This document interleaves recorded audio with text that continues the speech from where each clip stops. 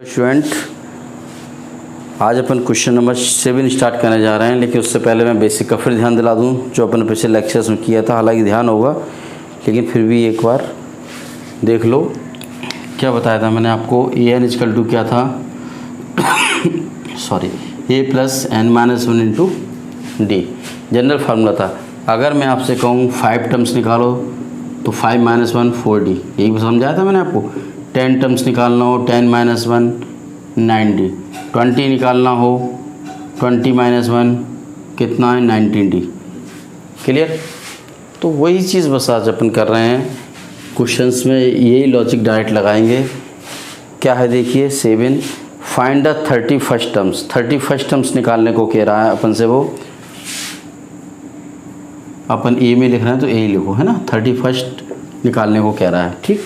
क्या दे रहा है? और 11 टर्म्स जो कह रहा है, 11 टर्म्स दे रहा है 38, और 16 टर्म्स क्या दे रहा है अपन को 73।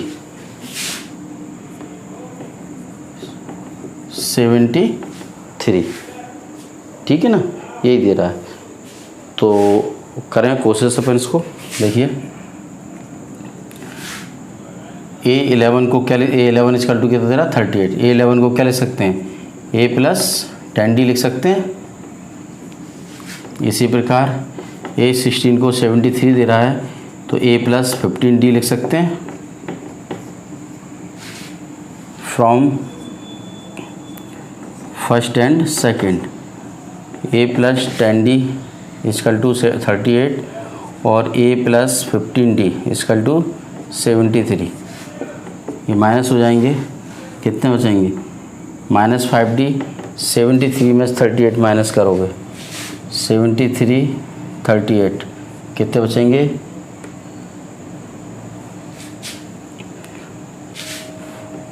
नहीं 35, है ना।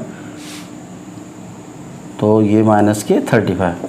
डी इजकल टू कितना आ जाएगा आपका 7। हाँ तो समझ में आया? अभी मैंने आपको बताया था A11 कितना दे रहा है 38। 11 को क्या लिख सकते हो? A plus 10D। A16 को क्या लिख सकते हो? एक कम A प्लस 15D। इन दोनों से जैसे 10 अभी स्टार्टिंग में 3rd चैप्टर में पढ़ा था अपन है एलिमिनेशन मेथड, विलोपन विधि। दोनों A हैं, माइनस कर दो, कैंसिल हो जाएंगे। 15 माइनस के हो गए, 10 प्लस के, माइनस के 5D इजकल टू माइनस 35। 5 से कैंसिल कर दिए 7। D की वैल्यू फर्स्ट में रख दें। देखो A प्लस D की value 7, 10 into 7 equal to 38। 38 minus 70 तो A इजकल टू कितना आ जाएंगे 32, वो भी काय के माइनस के। ठीक है। अब अपन को कौन सा टर्म से मांग रहा था? A31 क्या लिख सकते हैं? वो A प्लस 30D। A की वैल्यू माइनस 32, 30, D की वैल्यू 7। 32 210, 210 में से 32 माइनस कर दो 8, ये कितने हो गए 4, 7, ये आ गए आपके 178। ये आपका फाइनल आंसर हो गया। ठीक है। 31 टर्म्स कितना निकला 178। समझ में आ गया? अपने पास अननोन वेरिएबल्स कितने हैं? 2। उसके लिए 2 इक्वेशन उसने बना के दे दी। एक 11 टर्म्स दे दिया तो A प्लस 10D लिख लिया, एक 16 लिख लिया, A प्लस 15D लिख लिया, A और D की वैल्यू निकाल दी और 31 टर्म्स निकाल दिया। नोट करिए इसको, फिर नेक्स्ट देखते हैं अपन। देखिए 8वां क्वेश्चन 5.2 का, वो कह रहा है एन AP कंसिस्ट 50 टर्म्स। अब देखिए जो सीरीज़ दे रहा है उसमें कितने टर्म्स हैं टोटल? 50। क्वेश्चन को समझना बहुत अच्छा क्वेश्चन है। 3rd terms is 12। अब उसने गिवन राइट कर ही रहा हूँ मैं इसको। 3rd टर्म्स कितना दे रहा है अपन को 12 सॉरी। 3rd टर्म को क्या लिख सकते हो? A plus 12D। क्लियर? अब देखो लास्ट टर्म्स इज कितना दे रहा है? लास्ट टर्म्स कितना दे रहा है 106। अब लास्ट टर्म्स कौन सा है इसमें? Find the 29 terms. 29 टर्म्स अपन को निकालने कह रहा है, वो तो निकाल लेंगे। लास्ट टर्म शुरू में उसने एक वर्ड्स कहा था an AP consist 50 terms. Total terms कितने हैं? 50। घुमा दिया क्वेश्चंस को, यानी टोटल टर्म्स कितने 50, तो लास्ट टर्म्स कौन सा होगा 50। तो n की क्या रख दोगे 50, कितना दे रहा है 106, 50 को क्या लिख सकते हो a प्लस 49d, इसी लॉजिक से जो अपन ने पहले किया था। इन दोनों से a और d की वैल्यू निकालो, बस यही कलाकारी थी। ये लाइन अगर समझ जाओगे तो क्वेश्चंस कर लोगे, अदरवाइज छोड़ दोगे। तो देखिए a plus 2d is equal to 12 और a plus 49d is equal to 106, कितने बचेंगे -47d, ये कितने बच गए आपके 106 में से 12 माइनस करो 4 और 8 नहीं 9, ठीक है, कितने बचेंगे 94। तो d equal to 94/47, 2 times d की वैल्यू कितनी आ गई 2, ये वैल्यू किसी में भी रख दो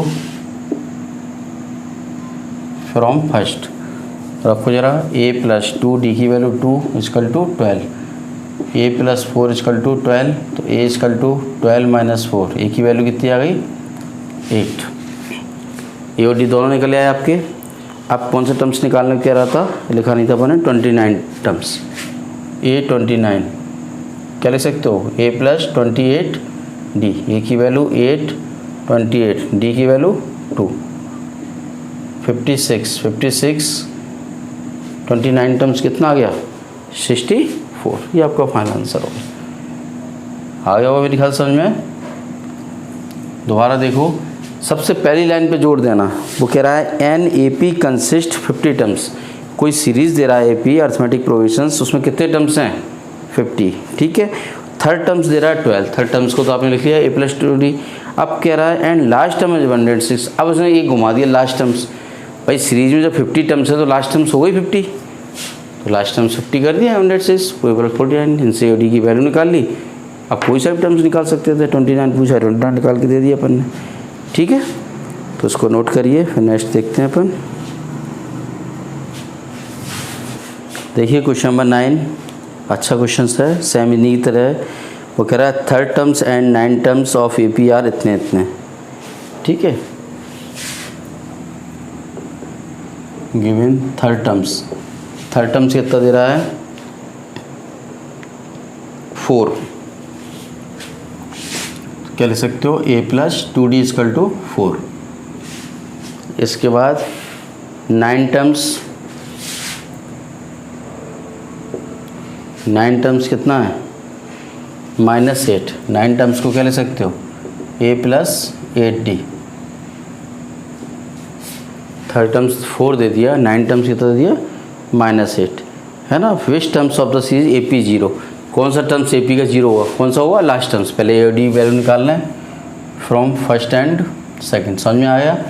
थर्ड टर्म्स दे रहा था 4, थर्ड को क्या ले सकते हैं a प्लस 2d, 9 टर्म्स दे रहा था -8, a प्लस 8d, इन दोनों को सॉल्व कर रहे हैं। a plus 2d is equal to 4 और a plus 8d is equal to -8, तो -6d इजकल टू 12, तो d इजकल टू -2, d की वैल्यू रख दें इसमें फर्स्ट में, a plus 2 into -2 equal to 4, a minus 4 equal to 4, तो a equal to 4 plus 4, a equal to 8, a की value हो गई और d की वैल्यू हो गई। अब वो कह रहा है कौन सा टर्म्स लास्ट, मान लिया अपन ने लास्ट टर्म्स इज 0, वो कह रहा है कौन सा टर्म 0 होगा लास्ट टर्म्स, तो a n is equal to a plus n minus 1 into d. मैंने बताया था स्टार्टिंग में ही ए एन भी लिख सकते हैं और एल भी लिख सकते हैं, तो ये अपन ने क्या दे दिया 0, ए की वैल्यू 8, एन माइनस 1, डी की वैल्यू -2, इसको इधर ले लें -8, एन माइनस 1 -2, -2 से 8 काट दिया 4 time, 4 equal to n minus 1, n is equal to कितना हो जाएगा 4 प्लस 1, एन इजकल टू कितना आ गया 5, यानी फिफ्थ टर्म्स जो है क्या हुआ 0, फिफ्थ टर्म्स क्या हुआ इज 0, मतलब पांचवा टर्म्स जो है वो 0 होगा। इसका समझ में आ गया। थर्ड टर्म्स 4 दे दिया, थर्ड को a प्लस 2d लिख सकते हैं, 9 terms a plus 8d, a D की वैल्यू निकाल दी। अब वो कह रहा है ऐसा कौन सा टर्म्स है, कौन से नंबर का टर्म्स लिखते जाएँ 0 होगा। आपको नहीं है समझ में, देखो पहला पद कितना है 8 में d जोड़ोगे 2 -2 जोड़ोगे कितने आ गए 6 में फिर -2 जोड़ोगे कितना आ जाएंगे 4, फिर -2 जोड़ोगे कितना आ जाएंगे 2, फिर -2 जोड़ोगे, देखो आ गया 5वां टर्म 0। ठीक है ना। तो ये आपका क्वेश्चन मैंने आपको समझा दिया किस तरह से। ठीक, नोट करिए क्वेश्चन नंबर 9। देखिए नेक्स्ट क्वेश्चन नंबर 10। अच्छा क्वेश्चन है। वो कह रहा है द 17 टर्म्स ऑफ एपी का जो 17 टर्म्स है एक्सीड इट्स 10 टर्म्स बाई 7। 10वें टर्म्स से कितना ज़्यादा है, 7 अधिक है। Find the common difference find out करना है। देखिए गिवन क्या कह रहा है, दोबारा सुनिए। 17 टर्म्स ऑफ एपी का 17 टर्म्स ले लिया, और कौन सा टर्म्स कह रहा है, 10 टर्म्स से कितना ज़्यादा है, 7 ज़्यादा है। ये रिलेशन है बस, और रख दो वैल्यू। 17 को क्या ले सकते हैं, a प्लस 16d। 10 को क्या ले सकते हैं, 9d प्लस 7। a से a cancel, 16d minus 9d, 7 कितने बच गया, 7। तो d की वैल्यू कितनी आ गई, 1। ठीक है, तो कॉमन डिफरेंस कितना आ गया। देखिए आप लोग है ना नोट्स बनाते ज़रूर रखना।